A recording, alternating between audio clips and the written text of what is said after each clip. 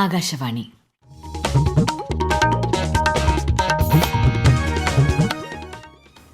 നമസ്കാരം. പ്രാദേശിക വാർത്തകൾ വായിക്കുന്നത് സീന ആന്റണി.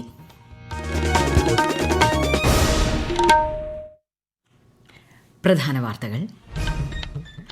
സമ്പൂർണ്ണ ജൈവ സംസ്ഥാനമായ സിക്കിമിന്റെ പുരോഗതിയിൽ രാജ്യം അഭിമാനിക്കുന്നതായി പ്രധാനമന്ത്രി നരേന്ദ്രമോദി.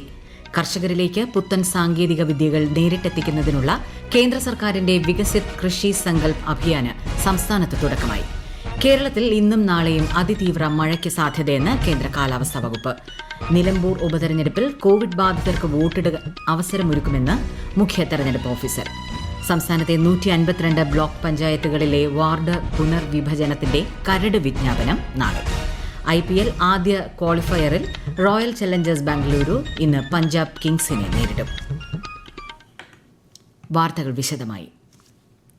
സിക്കിം സംസ്ഥാന രൂപീകരണത്തിന്റെ 50ാം വാർഷികത്തോടനുബന്ധിച്ച് പ്രധാനമന്ത്രി നരേന്ദ്രമോദി സംസ്ഥാനത്തെ വിവിധ വികസന പദ്ധതികളുടെ ഉദ്ഘാടനവും ശിലാസ്ഥാപനവും നിർവഹിച്ചു. മോശം കാലാവസ്ഥയെ തുടർന്ന് ഗാംഗ്ടോക്കിൽ എത്താൻ കഴിയാതിരുന്ന അദ്ദേഹം വിദൂര ദൃശ്യ സംവിധാനത്തിലൂടെ പരിപാടിയെ അഭിസംബോധന ചെയ്തു. പ്രകൃതിയോടിണങ്ങിയ സിക്കിമിന്റെ വികസന പ്രവർത്തനങ്ങളുടെ ഭാഗമായി സമ്പൂർണ്ണ ജൈവ സംസ്ഥാനം എന്ന അംഗീകാരമുൾപ്പെടെ സിക്കിമിന്റെ വികസന നേട്ടങ്ങളിൽ രാജ്യം അഭിമാനിക്കുന്നുവെന്നും അദ്ദേഹം പറഞ്ഞു. ഈ മാസം ന്യൂഡൽഹിയിൽ നടന്ന നോർത്ത് ഈസ്റ്റ് നിക്ഷേപക ഉച്ചകോടിയുടെ ഭാഗമായി നിരവധി വികസന പ്രവർത്തനങ്ങൾ സിക്കിമിലും വടക്ക് കിഴക്കൻ പ്രവിശ്യയിലും നടപ്പാക്കുമെന്നും ശ്രീ മോദി പറഞ്ഞു. इन 50 वर्षों में सिक्किम प्रकृति के साथ प्रगति का मॉडल बना. अभी कुछ दिन पहले ही दिल्ली में नॉर्थ ईस्ट इन्वेस्टमेंट समिट में सिक्किम के नॉर्थ ईस्ट के नौजवानों के लिए यहीं पर रोजगार के अनेक बड़े अवसर तैयार होने वाले. सिक्किम समेत पूरा नॉर्थ ईस्ट नए भारत की विकास गाथा एक चमकता अध्याय बन रहा है.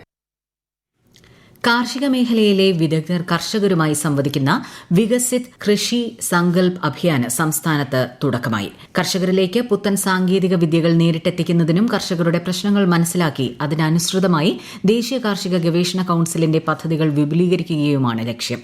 ഇന്നു മുതൽ ജൂൺ 12 വരെയാണ് പ്രചാരണം. പത്തനംതിട്ട ജില്ലാതല ഉദ്ഘാടനം പന്തളം തെക്കേക്കര ഗ്രാമപഞ്ചായത്തിൽ ജില്ലാ പഞ്ചായത്ത് പ്രസിഡന്റ് ജോർജ് എബ്രഹാം നിർവഹിച്ചു. ഇടുക്കി ജില്ലയിലെ പ്രചാരണം കൃഷി വിജ്ഞാന കേന്ദ്രത്തിന്റെ നേതൃത്വത്തിൽ അടിമാലി, കാന്തല്ലൂർ, വെള്ളത്തൂവൽ, മറയൂർ പഞ്ചായത്തുകളിൽ നടക്കും. സംസ്ഥാനത്ത് ഇന്നും നാളെയും ഒറ്റപ്പെട്ട അതിതീവ്ര മഴയ്ക്കും മറ്റന്നാൾ ഒറ്റപ്പെട്ട അതിശക്തമായ മഴയ്ക്കും സാധ്യതയെന്ന് കേന്ദ്ര കാലാവസ്ഥാ വകുപ്പ്. പത്തനംതിട്ട, ഇടുക്കി, കണ്ണൂർ, കാസർഗോഡ് ജില്ലകളിൽ ഇന്ന് ചുവപ്പ് ജാഗ്രതയും മറ്റെല്ലാ ജില്ലകളിലും ഓറഞ്ച് ജാഗ്രതയും പ്രഖ്യാപിച്ചിട്ടുണ്ട്. എറണാകുളം ജില്ലയിലെ എല്ലാ വിനോദസഞ്ചാര കേന്ദ്രങ്ങളും ഇനിയൊരു അറിയിപ്പുണ്ടാകുന്നതുവരെ താൽക്കാലികമായി അടച്ചിടുമെന്ന് ജില്ലാ കളക്ടർ അറിയിച്ചു. കൊല്ലം ജില്ലയിൽ കനത്ത മഴ തുടരുന്നതിനാൽ മുൻകരുതൽ നടപടികളുടെ ഭാഗമായി സാമ്പ്രാണിക്കോടി വിനോദസഞ്ചാര കേന്ദ്രത്തിൽ ബോട്ടിംഗ് സർവീസ് റദ്ദാക്കി. കേരളം, കർണാടക, ലക്ഷദ്വീപ് തീരങ്ങളിൽ ഞായറാഴ്ച വരെ മത്സ്യബന്ധനത്തിന് വിലക്കുണ്ട്. റെഡ് അലർട്ട് പ്രഖ്യാപിച്ചിരിക്കുന്ന ഇടുക്കിയിൽ കനത്ത മഴ തുടരുകയാണ്. വിവിധയിടങ്ങളിൽ മണ്ണിടിച്ചിലും മരം വീഴ്ചയും ഉണ്ടായതിനെ തുടർന്ന് ഗതാഗത നിയന്ത്രണം ഉൾപ്പെടെ ഏർപ്പെടുത്തി കർശന ജാഗ്രതാ നടപടികളാണ് ജില്ലാ ഭരണകൂടം ഏർപ്പെടുത്തിയിരിക്കുന്നത്. വിശദാംശങ്ങളുമായി ആകാശവാണി ഇടുക്കി ജില്ലാ പ്രതിനിധി രതീഷ് കൃഷ്ണ. ഇടുക്കിയിൽ ഇന്നലെ ഉച്ചയ്ക്ക് ശേഷം തുടങ്ങിയ മഴ ശക്തമായി ഇന്നും തുടരുകയാണ്. കൊച്ചി ധനുഷ്കോടി ദേശീയപാത, കുട്ടിക്കാനം കട്ടപ്പന റോഡ് ഉൾപ്പെടെ വിവിധയിടങ്ങളിൽ തടസ്സപ്പെട്ട ഗതാഗതം ഭാഗികമായി പുനഃസ്ഥാപിച്ചു. ദുരന്തബാധിതർക്കായി ജില്ലയിൽ 5 ദുരിതാശ്വാസ ക്യാമ്പുകൾ തുറന്നിട്ടുണ്ട്. കല്ലാർകുട്ടി, മലങ്കര, ലോവർ പെരിയാർ ഉൾപ്പെടെയുള്ള ഡാമുകൾ തുറന്ന് വെള്ളം പുറത്തേക്കൊഴുക്കുന്നത് തുടരുകയാണ്. ജില്ലയിൽ 4 ദിവസത്തിനുള്ളിൽ 266.3 മില്ലിമീറ്റർ മഴ പെയ്തതായാണ് കണക്ക്. സാധാരണ ലഭിക്കേണ്ടതിനേക്കാൾ 620% കൂടുതലാണ് എന്ന ജില്ലാ ഭരണകൂടം വിലയിരുത്തി. പത്തനംതിട്ട ജില്ലയിൽ ഇന്നും നാളെയും ചുവപ്പ് ജാഗ്രത. പത്തനംതിട്ട ജില്ലയിലെ മണിമല നദിയിൽ ഓറഞ്ച് ജാഗ്രതയും അച്ചൻകോവിൽ നദിയിൽ മഞ്ഞ ജാഗ്രതയുമായതിനാൽ ജനങ്ങൾ ജാഗ്രത പാലിക്കണം. നിലവിൽ ജില്ലയിൽ പ്രവർത്തിക്കുന്നത് ഒരു ദുരിതാശ്വാസ ക്യാമ്പാണ്. ജില്ലയിൽ മഴയിലും കാറ്റിലും ഇതുവരെ തകർന്നത് 141 വീടുകളാണ്. വിശദാംശങ്ങളുമായി പത്തനംതിട്ടയിൽ നിന്നും ആകാശവാണി ജില്ലാ പ്രതിനിധി ശ്രീജിഎസ് ശ്രീധർ. പത്തനംതിട്ട ജില്ലയിൽ ഇടവിട്ട ശക്തമായ മഴയാണ് ലഭിക്കുന്നത്.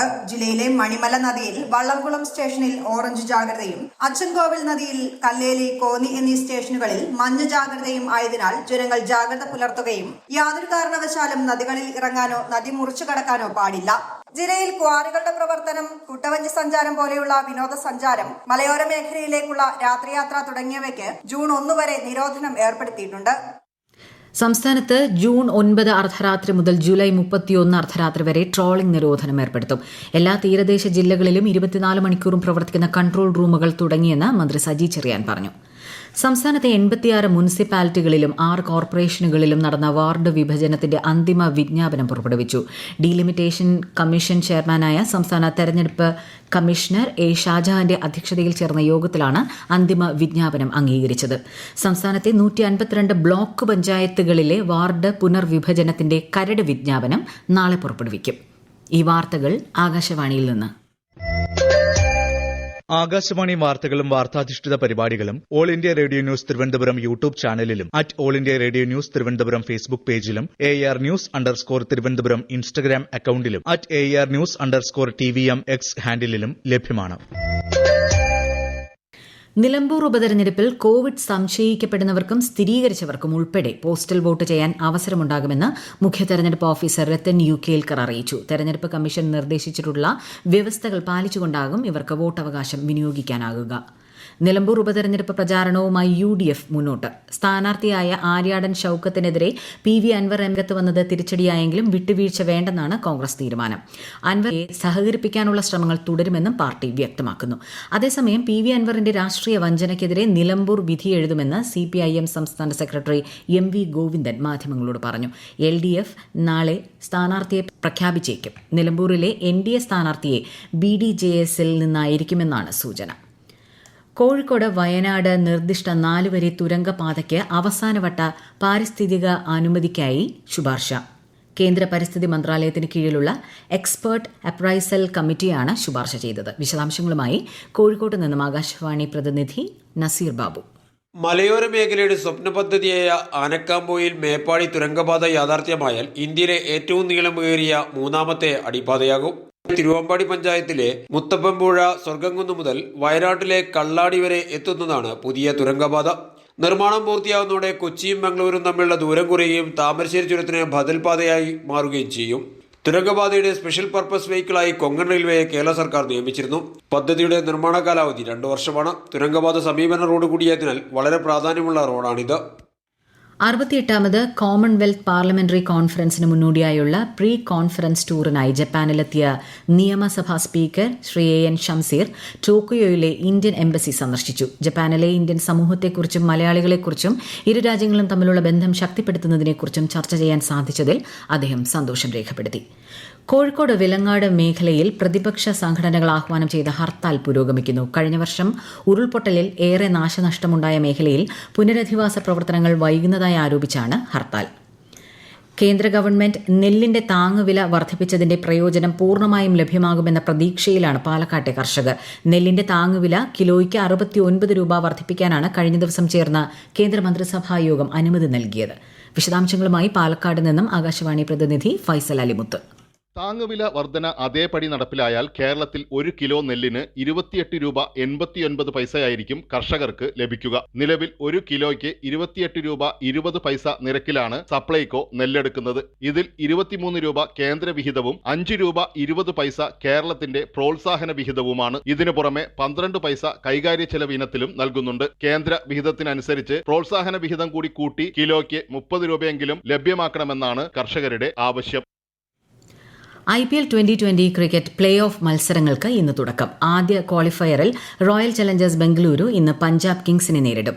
ന്യൂ ചണ്ഡിഗഡ് സ്റ്റേഡിയത്തിൽ രാത്രി 7:30 മത്സരം. നാളെ നടക്കുന്ന മത്സരത്തിൽ 3ാം സ്ഥാനത്തിനായി ഗുജറാത്ത് ടൈറ്റൻസ് മുംബൈ ഇന്ത്യൻസിനെ നേരിടും. പ്രധാന വാർത്തകൾ വീണ്ടും. സമ്പൂർണ്ണ ജൈവ സംസ്ഥാനമായ സിക്കിമിന്റെ പുരോഗതിയിൽ രാജ്യം അഭിമാനിക്കുന്നതായി പ്രധാനമന്ത്രി നരേന്ദ്രമോദി. കർഷകരിലേക്ക് പുത്തൻ സാങ്കേതിക വിദ്യകൾ നേരിട്ടെത്തിക്കുന്നതിനുള്ള കേന്ദ്ര സർക്കാരിന്റെ വികസിത് കൃഷി സങ്കൽപ് അഭിയാന് സംസ്ഥാനത്ത് തുടക്കമായി. കേരളത്തിൽ ഇന്നും നാളെയും അതിതീവ്ര മഴയ്ക്ക് സാധ്യതയെന്ന് കേന്ദ്ര കാലാവസ്ഥാ വകുപ്പ്. നിലമ്പൂർ ഉപതെരഞ്ഞെടുപ്പിൽ കോവിഡ് ബാധിതർക്ക് വോട്ടിടാൻ അവസരമൊരുക്കുമെന്ന് മുഖ്യ തെരഞ്ഞെടുപ്പ് ഓഫീസർ. സംസ്ഥാനത്തെ 152 ബ്ലോക്ക് പഞ്ചായത്തുകളിലെ വാർഡ് പുനർവിഭജനത്തിന്റെ കരട് വിജ്ഞാപനം നാളെ. IPL ക്രിക്കറ്റ് ആദ്യ ക്വാളിഫയറിൽ റോയൽ ചലഞ്ചേഴ്സ് ബംഗളൂരു ഇന്ന് പഞ്ചാബ് കിങ്സിനെ നേരിടും. പ്രാദേശിക വാർത്തകൾ കഴിഞ്ഞു. അടുത്ത വാർത്താ പ്രക്ഷേപണം 12:50.